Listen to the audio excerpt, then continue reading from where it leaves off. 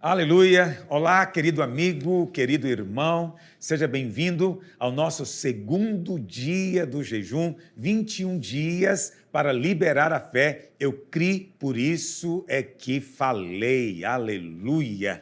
O Senhor é bom e está movendo entre nós. Eu quero dizer para você que eu estou tão empolgado, tão entusiasmado com esse jejum, eu de fato estou até surpreso. Por quê? Porque a gente não está se reunindo presencialmente. Nós aqui em Goiânia estamos aqui no lockdown, no isolamento, e não podemos fazer cultos no prédio da igreja.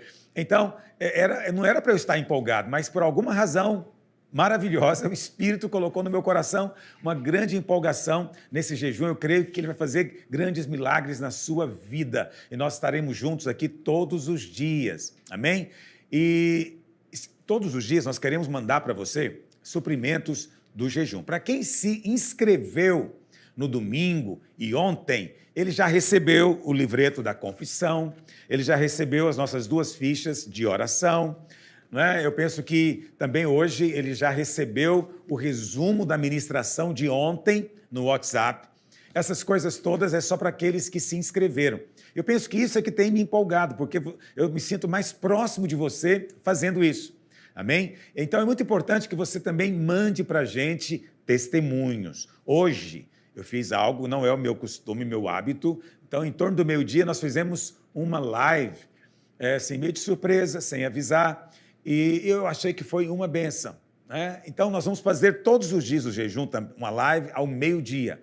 Tá bom? A partir de amanhã, meio-dia, eu vou fazer uma live, não vai ser longa, 15, 20 minutos no máximo, mas a minha ideia é que você possa entrar na live comigo e dar o seu testemunho, tá bom? É só para testemunhar, não vou responder perguntas, nada disso, é só para ouvir já o que Deus está fazendo. Pastor, mas espera aí, nós começamos o jejum, só tem um dia, já tem testemunho? Eu recebi um testemunho de um irmãozinho muito precioso, ele trabalha em um supermercado. E ele ganha salário mínimo, né? Você pode dizer, puxa vida, salário mínimo, mas para ele é uma benção. O primeiro emprego dele, ele tem 18 anos e ele está tão entusiasmado. E ele no primeiro dia, quando começou o jejum, ele falou, Senhor, o que eu quero é que nesse jejum o Senhor me dê um aumento no meu salário, eu queria ganhar pelo menos 1.600. Ele colocou o alvo dele. Eu falei, peça coisas grandes, mas aleluia, esse é o grande que ele pediu. E ele mandou o testemunho que a empresa tinha aumentado, né, o vale-refeição e ele agora ia receber R$ 500 a mais no salário. Ele estava exultante. Eu fiquei também feliz por ele, porque esse é o alvo dele. Foi o que ele pediu, é a expressão da graça e do favor de Deus na vida dele. No primeiro dia, o salário saiu de R$ 1.000, eu não sei quanto salário mínimo, 1.000, né? 1.100, e foi para mais de 1.600. Preste atenção, isso é um aumento extraordinário para qualquer salário. Então, ele estava tão entusiasmado. Você sabe, isso de fato acontece. Às vezes, já no começo do jejum, você vai ver um milagre, outros vão ver no decorrer do jejum e ainda outros depois que o jejum encerrar. Mas uma coisa é certa, todo o que pede, recebe. Amém? Se você ainda não se inscreveu e você não tem o link, entra no site jejum21dias.com.br. Vou repetir, jejum21dias.com.br. Tá bom? Entra lá, clica no link e se inscreva e você, tenho certeza, vai ser tremendamente abençoado. Aleluia.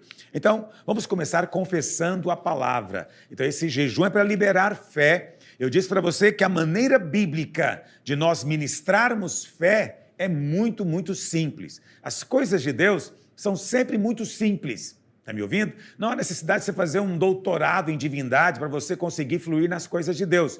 As coisas de Deus foram planejadas para que, desde uma criancinha até um senhor mais idoso, todos possam entender e praticar.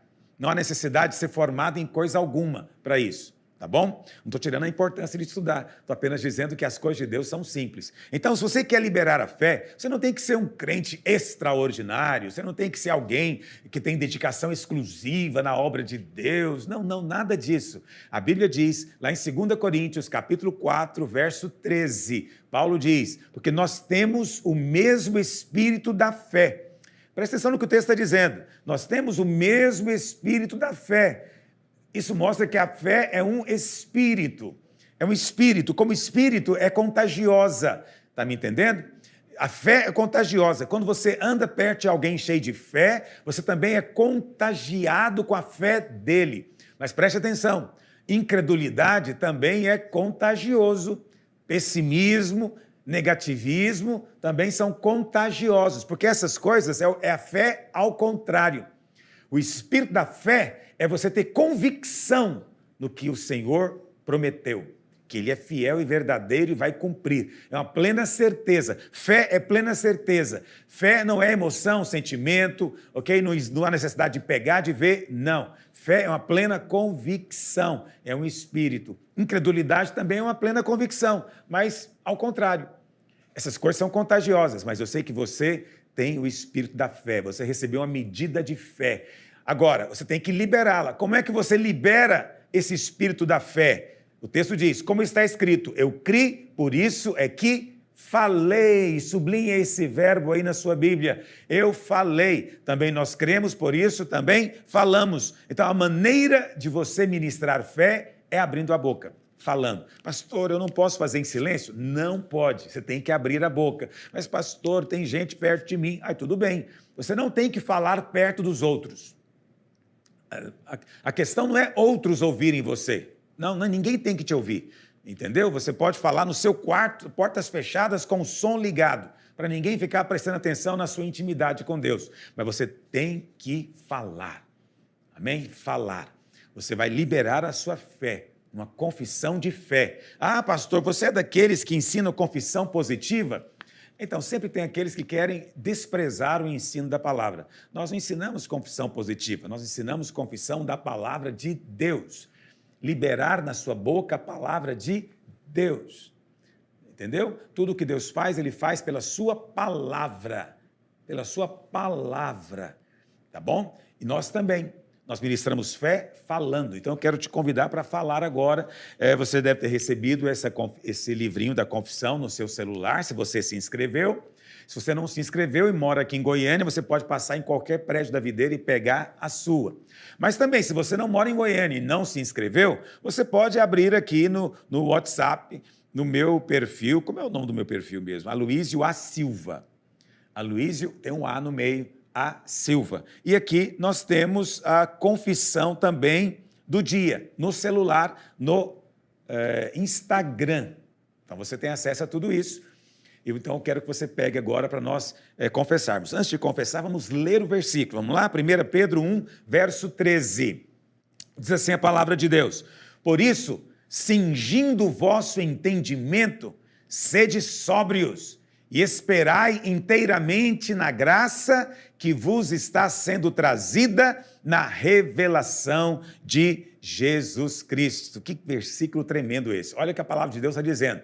Primeira coisa, olha, cingindo o entendimento. Quer dizer, você tem que usar a sua cabeça. Não é a fé não é uma coisa louca. Não, você tem que entender a promessa de Deus. Aí ele diz, sejam sóbrios e esperem inteiramente na graça. Espere na graça. Não espere no homem, não espere em si mesmo, não espere na capacidade das pessoas, não espere nas circunstâncias. Presta atenção, não espere nem no seu merecimento, no quanto você é obediente. Não, espera na graça de Deus. O que é graça? Favor imerecido. Se você merece, já não é mais graça, é outra coisa, mas Deus quer manifestar agora, nesse tempo, a sua graça. Por isso, só recebe se for de graça. Por isso, a ordem de Pedro é, espere inteiramente na graça. Espere, eu espero inteiramente na graça. Onde você está, abra sua boca e diga isso. Eu espero inteiramente na graça. Eu cinjo o meu entendimento e eu rejeito. Eu não vou esperar no homem, não vou esperar no braço das pessoas, eu não vou esperar nos meus parentes, eu não vou esperar em ninguém, em nenhum homem. Também não vou esperar no meu braço e nem vou esperar no meu merecimento. Eu vou esperar inteiramente na graça. Eu vou receber de graça. Eu vou receber sem merecer. Não é pelo que eu fiz, é pelo que Cristo fez. Aleluia! Não é maravilhoso isso? Então, essa graça está sendo trazida na revelação de Jesus. Ou seja, quando os seus olhos se abrem para ver Cristo, graça é passada para você. Então hoje, na hora da ministração da palavra, eu espero poder pintar para você aqui um quadro de Cristo. Se você vê Cristo, preste atenção no que vai acontecer, você vai ter graça. Porque a graça nos é trazida em Cristo, na revelação dele.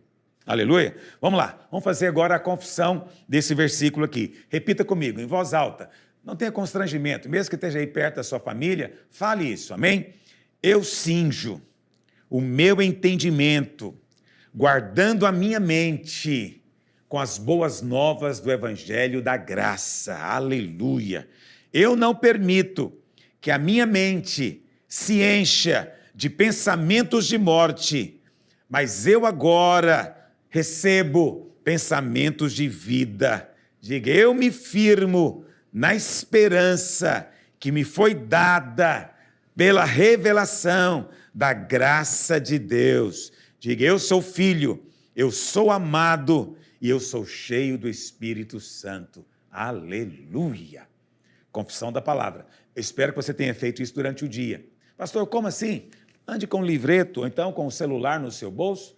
Você entrou no ônibus, está ali sem fazer nada, pegue o versículo, leia o versículo, ore o versículo, fale a palavra, entendeu? Aí você chegou no seu trabalho, está na hora do intervalo, do lanche, pegue o versículo, confesse o versículo, ore o versículo. E agora você está fazendo junto comigo aqui, então você deve ter feito isso algumas vezes durante o dia. Acredite em mim, isso está liberando alimento no seu espírito. Coisas estão acontecendo na sua vida, porque a palavra de Deus, ela vai produzir sempre algo, sempre vai produzir fruto na nossa vida. Amém? Agora, pega aí os seus alvos, quero fazer uma oração de concordância pelo milagre que você está esperando em Deus hoje. Não deixe que outras pessoas julguem o seu pedido, é o seu pedido, é a sua relação com o Pai. É isso que importa. No momento que você está vivendo hoje, essa é a sua oração e é essa a sua fé, é o que você está buscando. Tenha muito cuidado com pedidos. Eu vou explicar isso melhor.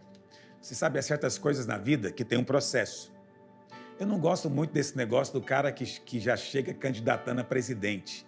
Nunca foi vereador, nunca foi deputado, nunca exerceu nenhum mandato e de repente quer ser presidente. Não gosto muito disso. É legal, a democracia permite, mas não é bom. Eu prefiro mais aquele que tem uma história com Deus.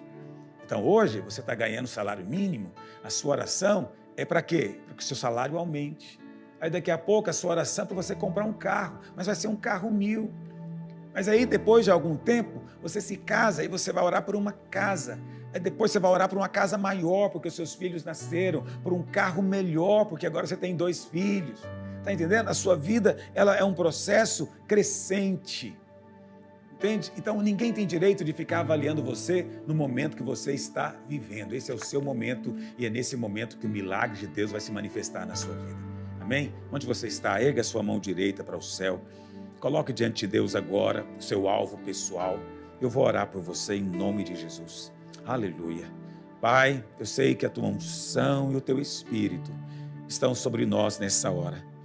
Ó Espírito Santo de Deus, o Senhor que está em mim, está em cada um dos teus filhos ao mesmo tempo nessa hora.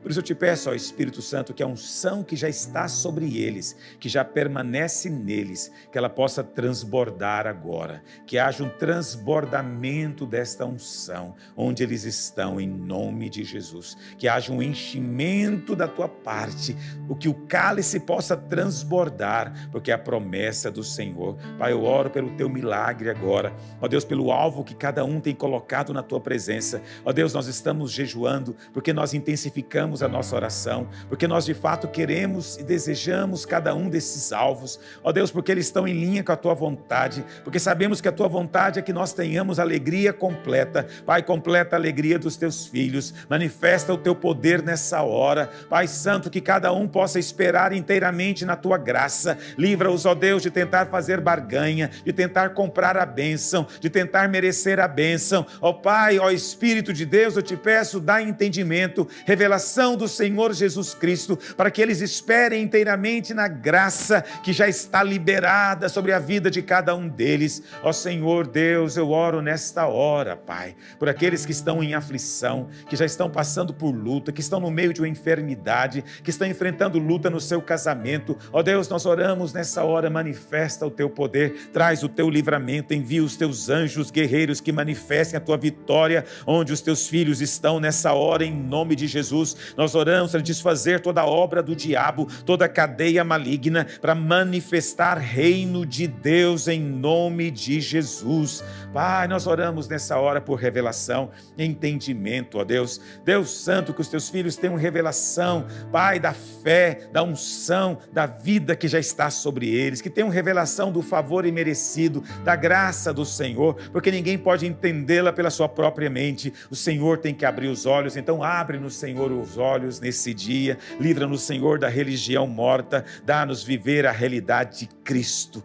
em todos os dias da nossa vida, e é o que nós oramos hoje, em nome do Senhor Jesus. Amém e amém. Glória a Deus. Eu não posso me esquecer que nós estamos aqui numa live, porque a gente começa a orar e a gente se envolve nas coisas do Espírito. Amém? Deus é muito bom e na sua graça Ele já liberou bênção sobre a nossa vida. Aleluia.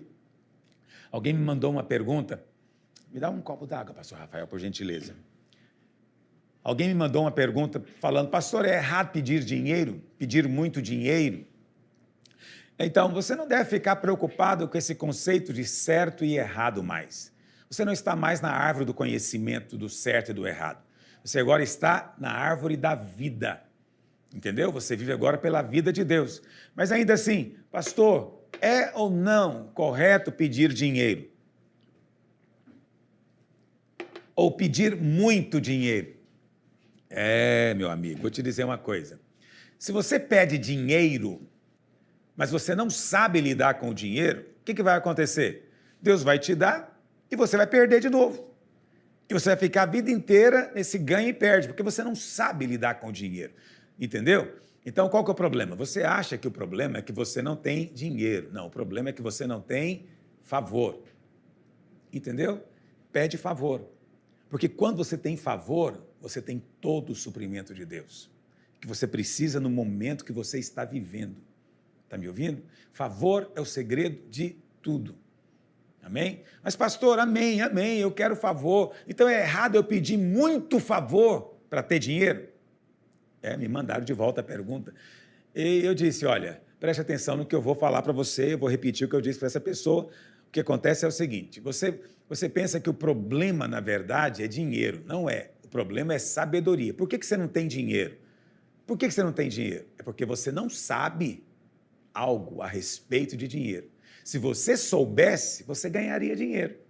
Mas como você não sabe, não tem a sabedoria, então você também não tem dinheiro. Então, em vez de pedir dinheiro, pede favor e pede sabedoria. E a sabedoria é poderosa, porque quem é sábio, mais cedo ou mais tarde, prospera. Os tolos não. O sábio, mais cedo ou mais tarde, prospera. Entende o que eu estou dizendo? Porque ele sabe algo agora sobre dinheiro. Na vida, o segredo de tudo é sabedoria. Por que você tem problema conjugal? Porque existe algo a respeito de casamento que você não sabe. Por isso você tem um problema. Se soubesse, não teria o problema. Entendeu? Você precisa de sabedoria no casamento. Esse é o segredo. E não é verdade? Então, por que você não está prosperando na sua carreira? Porque existe algo a respeito da sua carreira que você não sabe. Se soubesse, você estaria avançando. Então, você precisa buscar de Deus sabedoria. É o segredo para tudo. Aleluia! Mas hoje, vamos agora começar a nossa live. E se você ainda não tem o nosso livro, nós estamos ministrando exatamente o livro. Eu criei, por isso falei. Hoje estamos no segundo dia, na página 15, a essência do cristianismo. Você sabia? Você sabia que o cristianismo não é uma religião? Você sabe o que é religião? Essa é uma questão extremamente importante, porque as pessoas gostam muito de dizer, não estou na religião, né? A igreja virou só uma religião, o cristianismo é só uma religião. Eu vou te explicar, o cristianismo não é religião. Sabia disso? Como assim, pastor? Não é religião? Bom, você não está entendendo o que eu estou falando porque você não sabe também o que é religião. Você sabe o que é religião? É que na sua cabeça, religião é uma questão de ter um prédio com uma placa, um monte de cadeiras e ter alguém pregando na frente. Aí você fala, é religião. Mas será que religião é isso mesmo? Será que é isso mesmo que é religião? Entende?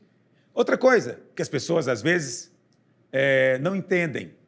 Você sabia que o cristianismo não é uma questão de aprimoramento de vida, melhoramento de conduta, mudança de comportamento? Uai, pastor, o que é isso? Isso é o que eu faço todo domingo, eu vou no culto para me aprimorar. Pois é, isso não é cristianismo, isso é outra coisa. Cristianismo não é aprimoramento. Cristianismo não é meramente mudar de comportamento, porque você pode mudar comportamento. Você pode parar de bater nos seus filhos, bater na sua mulher, você pode parar de fumar, você pode parar de beber, você mudou de comportamento. Mas isso significa que você mudou de vida? Não, não significa, só mudou o comportamento. Isso não é cristianismo. Mas hoje eu quero te explicar tudo isso. Por isso eu quero que agora você fique comigo, porque eu vou te contar essa chave espiritual extremamente importante para você avançar. Amém? Vamos lá então. Vamos ver se você consegue captar essa chave hoje em nome de Jesus. O ponto central do Novo Testamento é esse: Cristo substitui a lei do Velho Testamento. Cristo substitui a lei do Velho Testamento.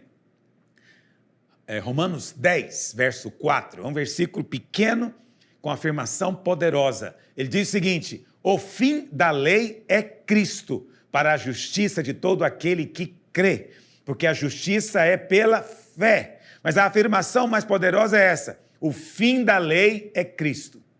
Ponto final. Pastor, o que significa essa palavra fim aqui? Muito bem, é bom você perguntar isso. Porque a palavra fim pode significar duas coisas. Pode significar fim de finalidade e fim de terminação, término. The end, encerrou. Ok? Muito bem. Qual das duas é correta? As duas. Cristo é o fim da lei, no sentido que a finalidade da lei era mostrar Cristo. Uma vez que Cristo veio, a lei tornou-se desnecessária. E no outro sentido, o fim da lei é Cristo. A lei encerrou. Com Cristo a lei foi terminada. Não estamos mais debaixo dela. Está me entendendo?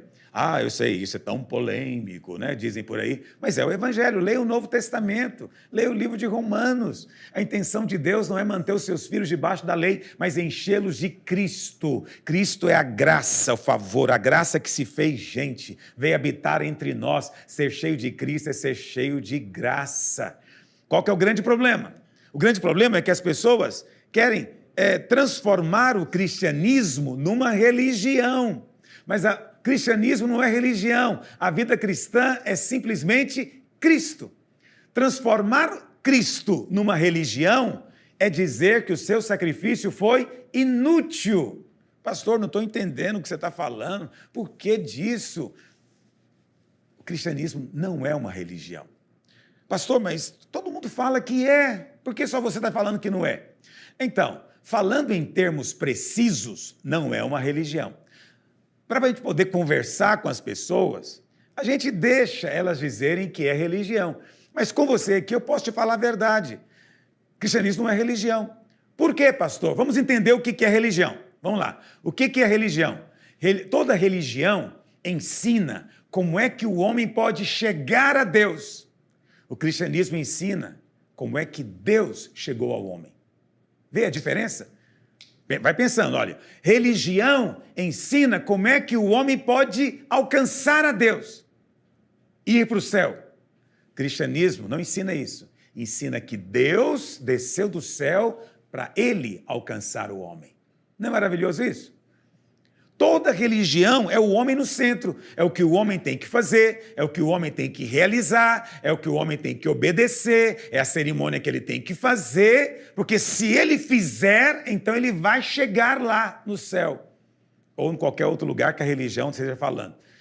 Então, na religião, tudo é iniciado pela força do homem e é mantido pelo homem, mas o cristianismo bíblico, tudo é iniciado por Deus, mantido por Deus. Está entendendo o que eu estou dizendo? Então, não é o cristianismo, o ponto central não é o que o homem faz, o ponto central do evangelho é Cristo já fez. Ele disse, está consumado.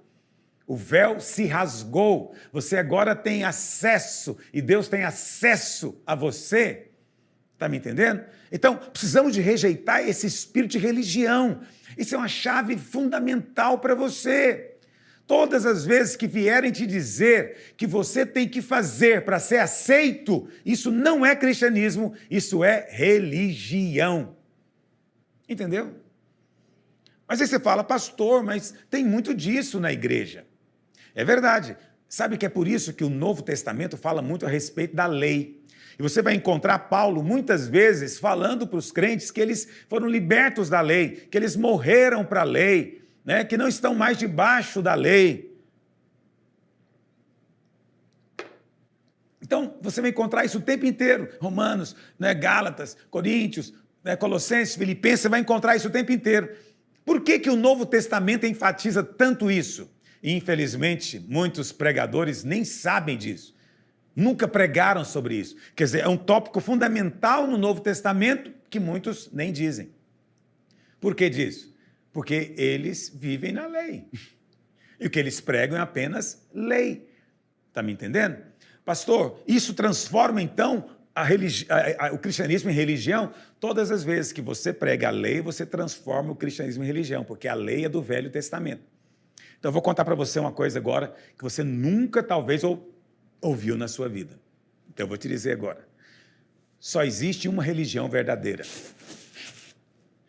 E não é o cristianismo, porque eu acabei de te contar que o cristianismo não é religião. Só existe uma religião verdadeira. Só tem uma religião que foi dada por Deus.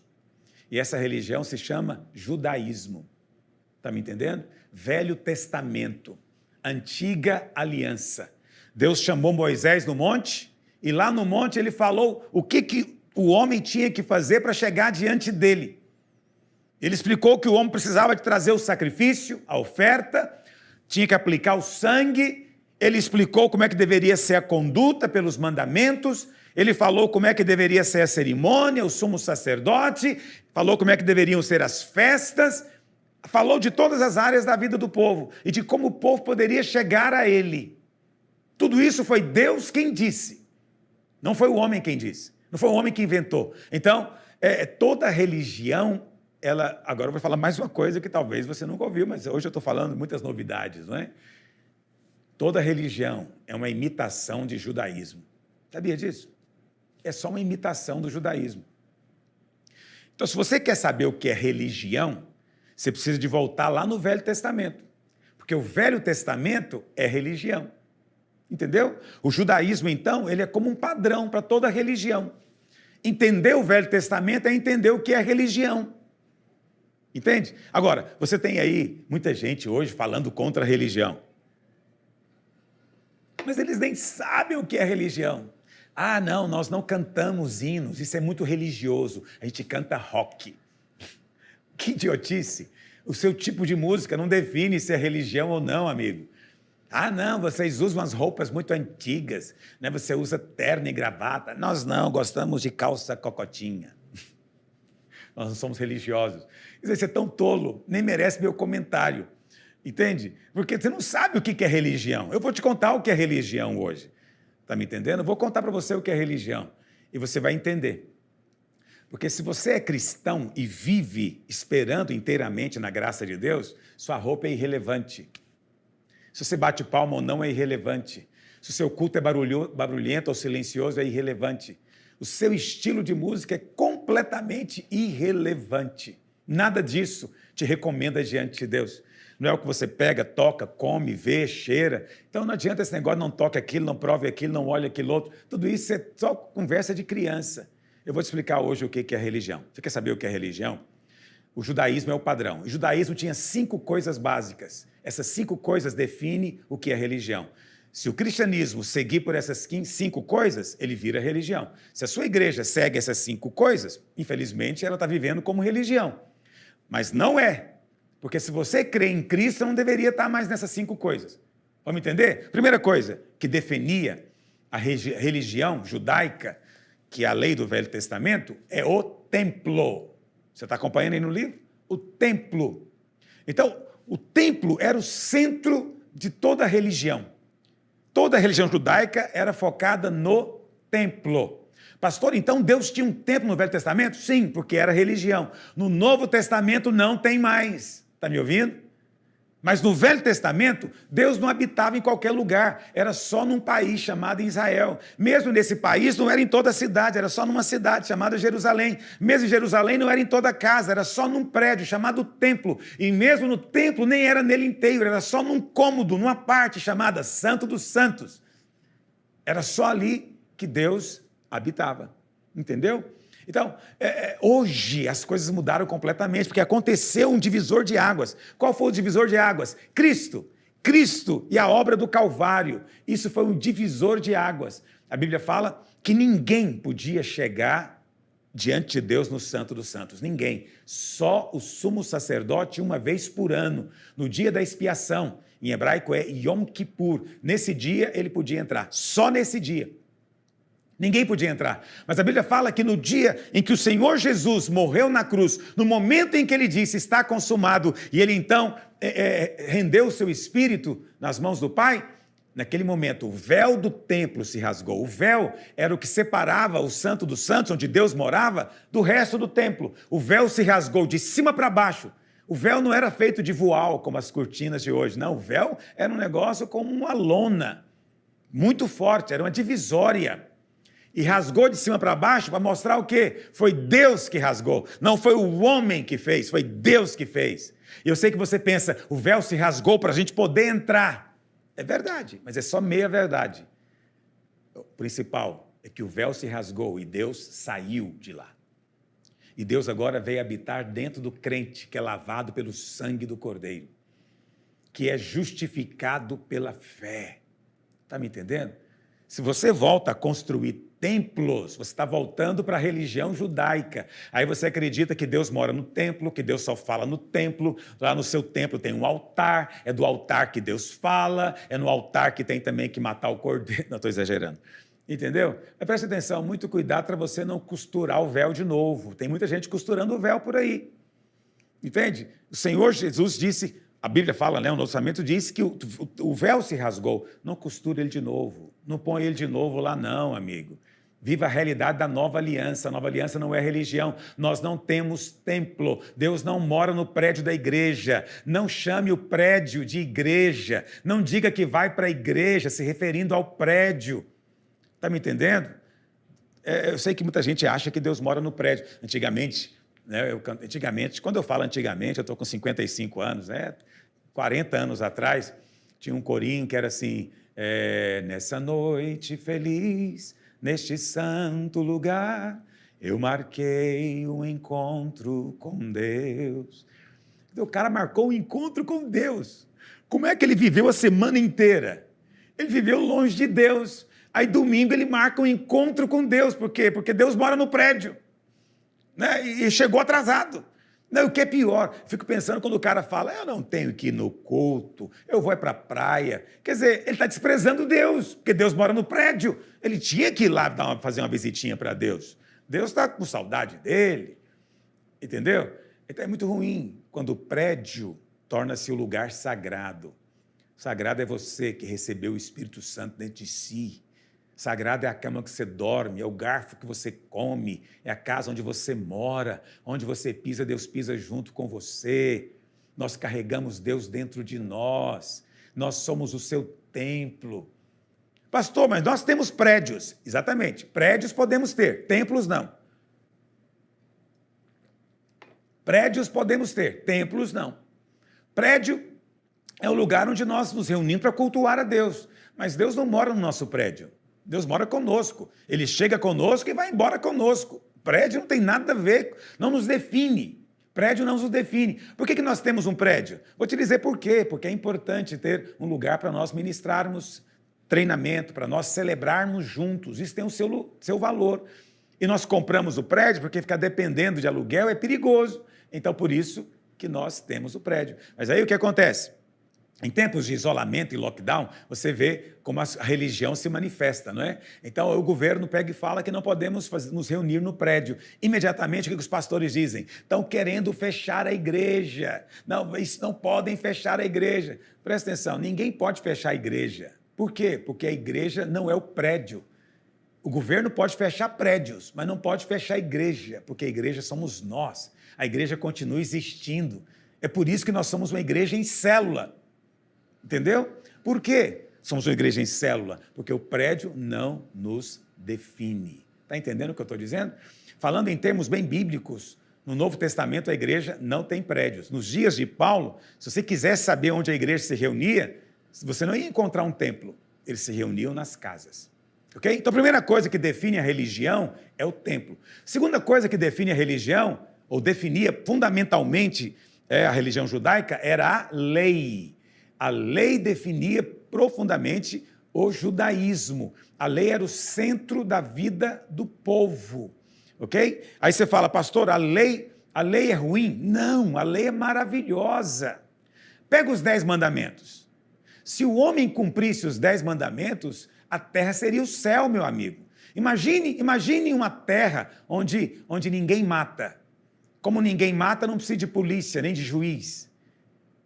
Onde ninguém rouba, onde ninguém mente, onde ninguém adultera, está entendendo? Todo mundo honra pai e mãe, ninguém cobiça nada do próximo. Imagine um mundo desse jeito, é um mundo perfeito, é um mundo ideal, é o céu na terra. Só que nós somos incapazes de cumprir essa lei. Durante esses 3.000 anos de história da lei de Moisés, 3.500 anos, o homem não foi capaz de cumprir a lei. Por quê? Porque não estava no DNA do homem. Entendeu? Mas a Bíblia fala lá em Hebreus 8, verso 10, que Deus agora não escreveu mais a lei em tábuas de pedra. Deus escreveu dentro do nosso coração. O Espírito Santo agora nos leva a viver essas coisas, não baseado no mandamento, na proibição, mas mudando a nossa natureza. Está me ouvindo?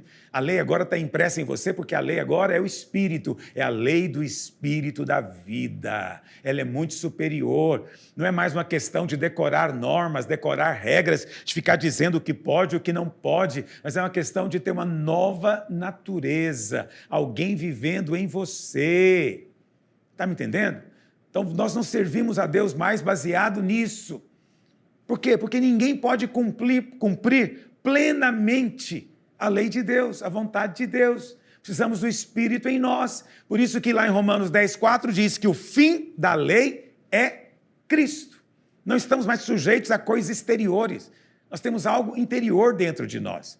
Não é? Então, você sabe, eu não sei que dia que foi, domingo ou segunda, alguém me mandou uma pergunta, né, pela 1000ª vez, perguntando para mim se tatuagem é pecado. Aí presta atenção, eu não estou aqui para virar Moisés da sua vida, para dizer o que você pode e o que você não pode. Para isso você tem o Espírito Santo dentro de você. Mas eu respondo assim mesmo. E aí eu peguei e respondi sem dar mandamento. Eu falei, olha, um repórter perguntou para o Cristiano Ronaldo por que ele não se tatuava, porque o Messi, concorrente dele, é todo tatuado. E ele respondeu para o repórter, você já alguma vez viu Ferrari adesivada? Eu achei essa resposta perfeita. Eu posso, mas eu não quero. Eu prefiro o meu corpo como Deus fez, porque o meu corpo é uma Ferrari. Não vou agora manchá-lo com tatuagem. Achei a resposta dele até, vamos dizer, muito apropriada. Mas muitos falaram, pastor, mas e aí? É pecado ou não é? Ficou insistindo. Eles querem um mandamento. O que as pessoas querem é um mandamento. Eles querem uma proibição. Então, conte comigo para isso. Você tem o Espírito Santo em você. Ok? Não desobedeça o Espírito. Siga o Espírito. Aleluia. Terceira coisa que definia o judaísmo no Velho Testamento era o sacerdócio. No Velho Testamento tinha uma classe sacerdotal. No Novo Testamento não tem mais. Pastor, mas como assim não tem mais? Tem pastor na igreja, profeta, etc. Não, nós podemos ter evangelista, apóstolos, pastores, mas isso não é classe sacerdotal. Essas pessoas não são intermediários entre eu e Deus. Está me entendendo? Eu não preciso de ir até elas para chegar até Deus. Não. Hoje o único sumo sacerdote é Cristo. Ninguém vai ao Pai senão por Ele. Está me entendendo? Então, devemos rejeitar todo o sistema clerical. Então, não importa se você está usando a sua calça cocotinha, você está cheio de tatuagem e gosta de ouvir rock. Se você acha que o ungido ali, aquele ungidão ali é que vai te levar para Deus, você é religioso. Se você acredita ainda que é pelo mandamento da lei, ou se você acredita ainda que no prédio você vai então servir a Deus, você é religioso. Mesmo sendo um religioso muito moderninho, muito descolado. Não é verdade? Quer dizer, a aparência exterior não significa nada. É a crença que conta. Está me entendendo? Tem a crença certa. A quarta característica da lei do Velho Testamento eram as cerimônias, e essas cerimônias eram exteriores. Isso me coloca numa pergunta: o cristianismo é exterior ou é interior? Essa é uma pergunta importante, porque muitos hoje pensam que o cristianismo é exterior. Tudo é exterior. A oração é literalmente uma fumaça, né? A bênção de Deus literalmente está na água fluidificada. Falar em água, me dá um pouquinho de água fluidificada. Entendeu? Então, agora, se eu quero a bênção está literalmente numa flor, está num azeite, está numa azeitona, está num tapete, está numa carteira, tá? Entendeu? A bênção agora é exterior, ela é literal. Não, isso é tudo superstição religiosa. Então, nos dias de Paulo, os judaizantes diziam que era preciso circuncidar-se. Entendeu? Então, mas Paulo fala o quê para eles? Não são as coisas exteriores que nos definem. Nem a circuncisão é uma coisa, nem a incircuncisão é alguma coisa. Nada disso é importante. O que é importante então, Paulo? Aí Paulo define o que é o cristianismo no Novo Testamento. Ele define o que é importante. Vamos ler? Gálatas 6, verso 14. O que ele diz? Ele diz, olha aqui. Mas longe esteja de mim gloriar-me, senão na cruz de nosso Senhor Jesus Cristo, pela qual o mundo está crucificado para mim e eu para o mundo.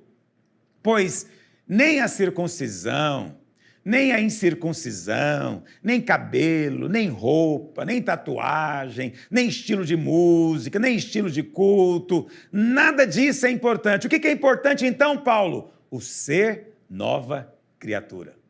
É isso que importa. Ser nova criatura. Por isso que a gente fala que as pessoas que estão no mundo, elas são pessoas ainda naturais, são daqui. É preciso nascer de novo.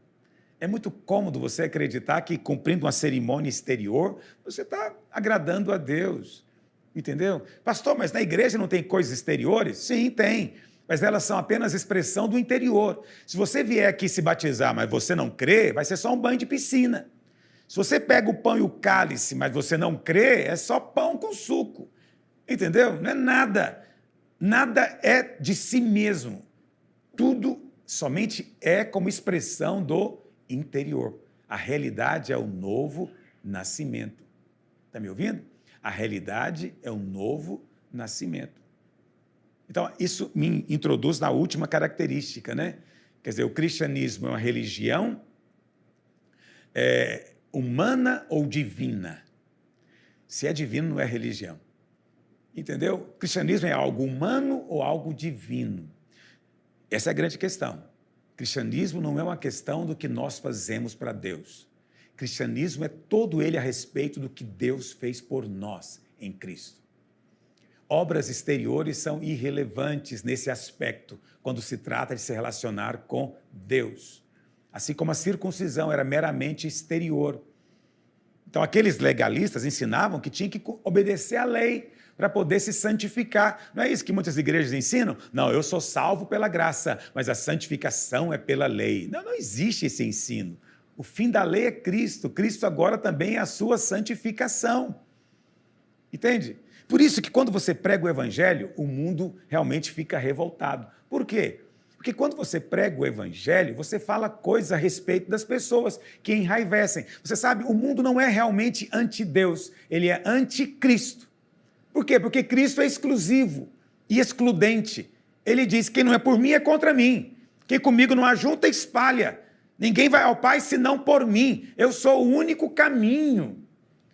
Mesmo lá na cruz, quando Cristo morre, ele não morre por si mesmo, ele morre por nós. Ele está dizendo, olha, é por causa de você que eu estou aqui. É por causa do seu pecado que eu estou levando essa maldição. Então a cruz mostra que nós somos pecadores, estamos debaixo da maldição de Deus, nunca poderíamos nos salvar a nós mesmos. Se fosse possível fazer alguma coisa para ser salvo, o Senhor Jesus nunca teria ido para a cruz. Mas ele foi para nos mostrar que não tem outro jeito. Ele assumiu o nosso pecado na cruz. Por isso a cruz nos coloca na posição correta, sem orgulho, em humildade. Eu me ajoelho e peço pela salvação. E o Salvador vem e me salva de graça. Eu não tenho que merecer ela, entendeu? Eu tenho apenas de recebê-la. Está me entendendo? Então a cruz revela o amor de Deus, não são as circunstâncias que mostram o amor de Deus. Tem muita gente querendo descobrir que é amado olhando para a circunstância. Não funciona. Está me ouvindo? Não funciona. Porque quando você perde o emprego, você pensa, Deus não me ama. Aí depois você encontra um emprego melhor, você fala, não, Deus me ama. Já viram aquela brincadeirinha de bem me quer, mal me quer? Circunstância é assim, bem me quer, mal me quer. Comecei a namorar, bem me quer. Terminei o namoro, mal me quer. Ganhei dinheiro, bem me quer. Perdi dinheiro, mal me quer. Então as circunstâncias ficam definindo para você quem é Deus. Não faça isso. Quem define o amor de Deus por você é Ele mesmo. E Ele definiu na cruz do Calvário. Deus prova o seu próprio amor para conosco. Onde? Na cruz do Calvário. Medita na cruz. Medita na cruz. Está me entendendo? O mundo não se importa com religião. Pode falar de religião à vontade. Vocês vão dizer que até é uma boa coisa. Mas quando você fala de Cristo, e Cristo não é religião, você vai ter perseguição. Por quê? Porque a graça anula as obras. A cruz destrói o orgulho do homem. Entendeu? Destrói. O que importa agora é você ser nova criatura. O novo nascimento é central no cristianismo. Né? 2 Coríntios 5,17 diz, 2 Coríntios 5,17, e assim se alguém está em Cristo é nova criatura. As coisas antigas já passaram. Se você está em Cristo, você é uma nova criatura, nova criação, entendeu? Às vezes, quando nós ensinamos a justificação pela fé, muita gente fica falando, não, pastor, isso faz de conta, né? Nós não somos realmente justos, mas Deus faz de conta que a gente é. Presta atenção, vê lá se Deus é Deus de faz de conta. Se Ele diz que você é justo, é isso que você é, justo. A questão é que você encara a justificação como sendo sinônimo do perdão. Justificação não é sinônimo de perdão, entendeu? O sujeito vai ali e rouba. Quem rouba é o quê? Ladrão. Mas aí, ele foi perdoado do roubo dele. Ele deixou de ser ladrão? Não, ele é só um ladrão perdoado. Veja, o perdão é importante, mas o perdão não é suficiente, porque Deus não queria simplesmente um monte de ladrões perdoados, prostitutas perdoadas. Entendeu? Deus não queria meramente um monte de assassinos perdoados no céu. Não. Deus quer filhos. Isso não é ilustração.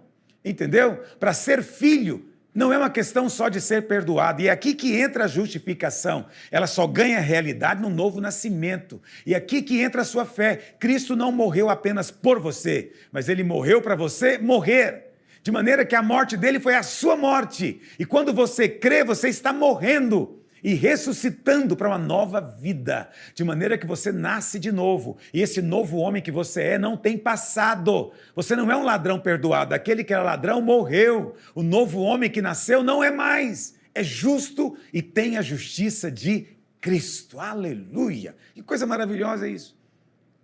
Por isso, o novo nascimento não é mera mudança de conduta, não, é receber uma nova vida, uma nova natureza. Tem muita gente que vai todo domingo para o culto para fazer aprimoramento de conduta. Cada domingo ele quer melhorar uma coisinha na vida dele. Aleluia, pode fazer isso, mas isso não é novo nascimento. Está me entendendo? Novo nascimento é uma vida que te foi adicionada, uma vida que você não tinha. É a natureza de Deus. A própria natureza de Deus. 2 Pedro 1, verso 4, Pedro diz isso.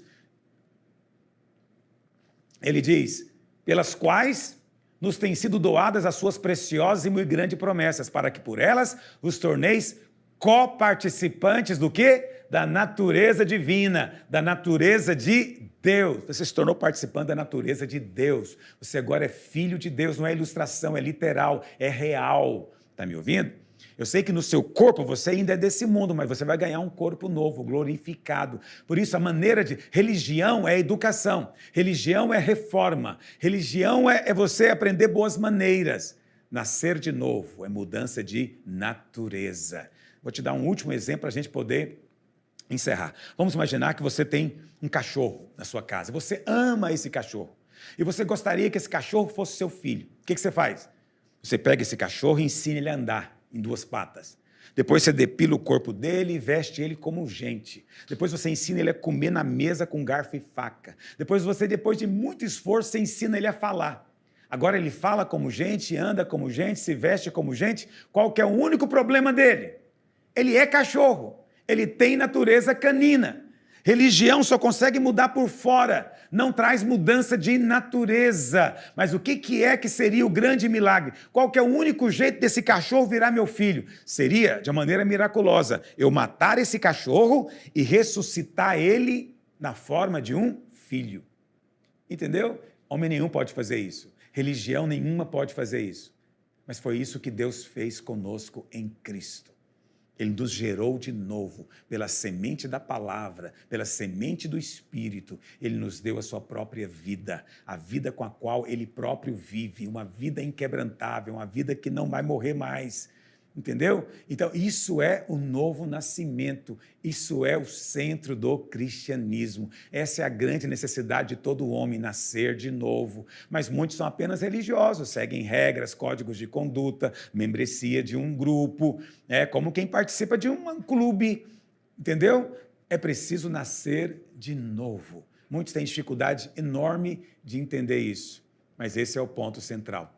Você hoje não é mais da velha criação. Você é da nova criação. Aleluia! Amanhã eu vou continuar falando a respeito disso. E amanhã eu quero falar para você, e acho que é uma curiosidade grande, né? Como é que eu posso saber quem é nascido de novo? Qual que é o grande sinal que mostra que alguém nasceu de novo? Eu sei que você tem um livro aí, você vai querer ler antes de eu te contar. Não leia, espere até amanhã. Não, pode ler sim, leia. Mas eu quero te contar amanhã assim mesmo. Ok? E eu quero te dar um desafio hoje. Todos os dias eu quero dar um desafio para você. O seu desafio hoje é o seguinte: você vai convidar ou vai inscrever 10 pessoas lá no site jejum21dias.com.br. Você vai inscrever 10 pessoas para que elas possam receber também o nosso suprimento aqui diário do jejum. Ok? Para que elas possam participar dessas lives também. 10 pessoas, anota aí, 10 parentes, 10 amigos que precisavam de ter ouvido essa palavra hoje, mas infelizmente não ouviram ainda, mas vão ouvir, porque você vai ser canal de Deus na vida dele. Amém? Posso contar com você? Esse é o nosso desafio para hoje, para ser feito amanhã, ou hoje, quando acabar a nossa live. Amém? Agora, nós vamos ter um momento final da nossa live, que é participar da ceia, da mesa do Senhor. É um momento importante. Eu sei que algumas pessoas, já fiquei sabendo, né? Você está aí agora, você está pensando, não, agora eu não vou participar mais, vou desligar a televisão. Por que você tem medo de participar da ceia? Por que a ceia assusta você? Entende? Essas ministrações são importantes para isso. Você está correndo de quê? Está correndo de quem? Você está com medo de quê? Está com medo de quem? Não tenha medo. Está me ouvindo? Ah, pastor, eu estou afastado da igreja, tem tanta coisa errada na minha vida. Eu sei disso. Mas a ceia não é para quem não tem pecado. A ceia é para quem sabe que foi perdoado. Você crê que foi perdoado? Você consegue olhar para o Calvário e ouvi-lo dizendo, Pai, perdoa-lhe? Se você é capaz de entender que foi perdoado, então não há passado, não há o que temer. Mas pastor, eu falhei, eu não sei se é apropriado. Sim, claro que você falhou. Não estou dizendo que não. Estou apenas dizendo que o sangue é maior do que a sua falha, do que o seu pecado. Então não desliga a televisão, não saia daí.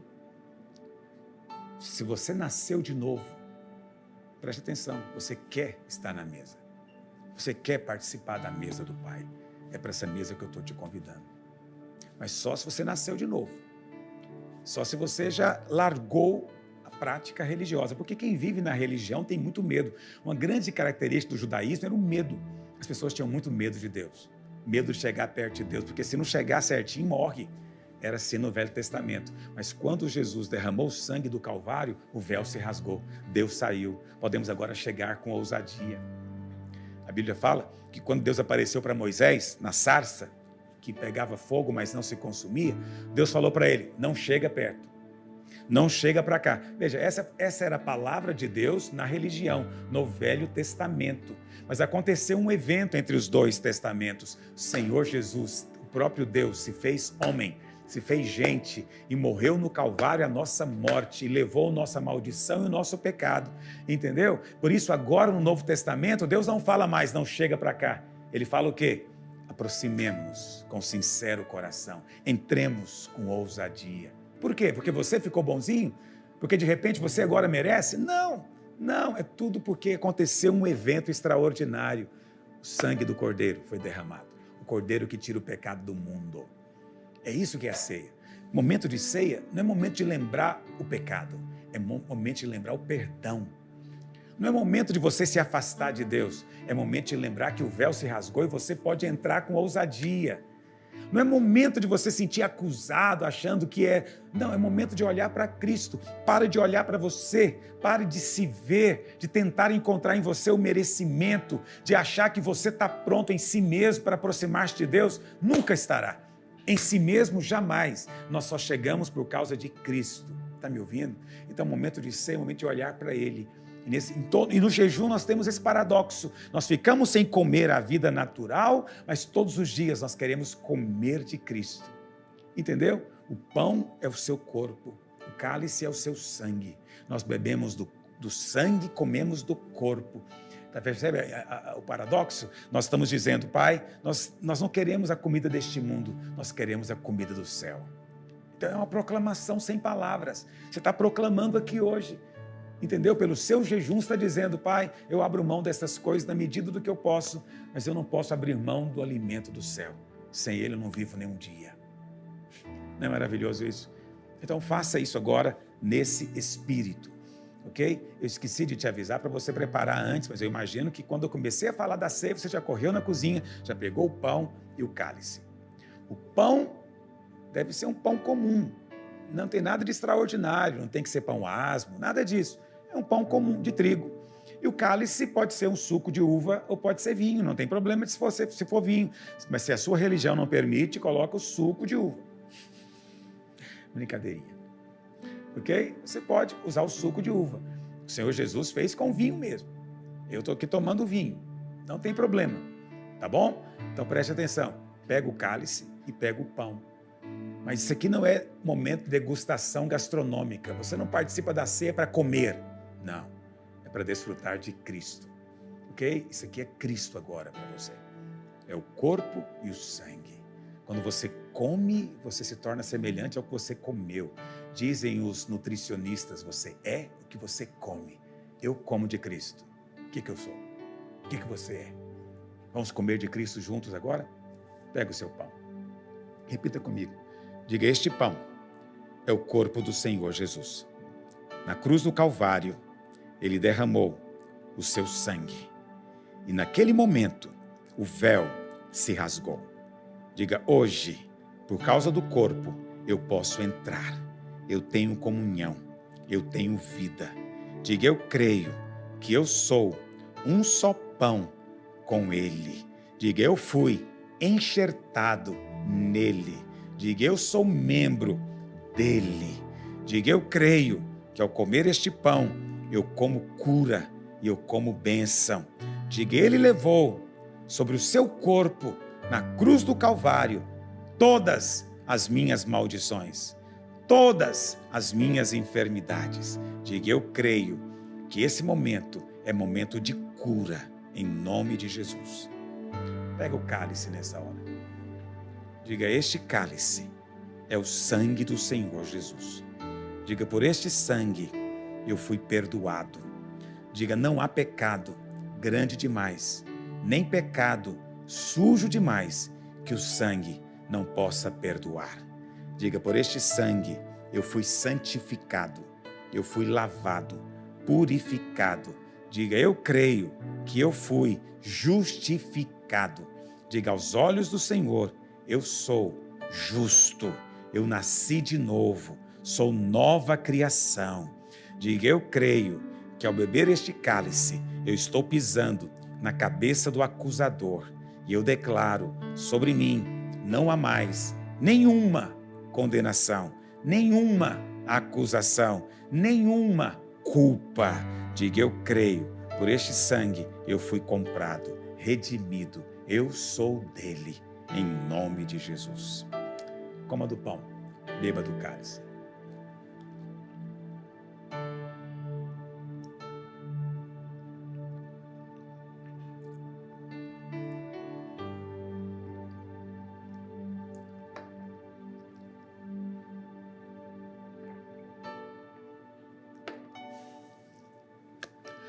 Aleluia! Ao fazermos isso, estamos encerrando a nossa live de hoje.